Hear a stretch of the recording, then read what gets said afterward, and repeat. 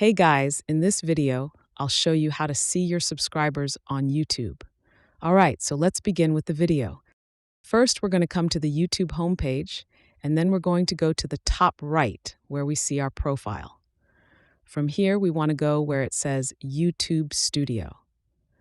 Next, make sure you're on the dashboard page. Here you will see your current subscribers.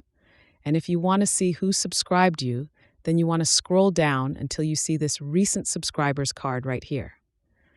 What you want to do is click on where it says See All, and this is going to list all of the people that are currently subscribed to your channel as long as they have their subscriptions public. This is going to, by default, show the last 90 days.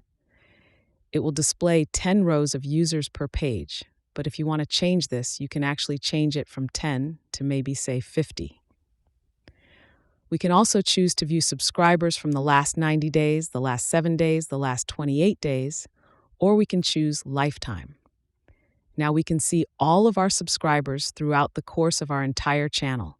So that's basically how you can see your subscribers on YouTube. If you find this helpful, consider subscribing and giving this a big thumbs up. Thanks!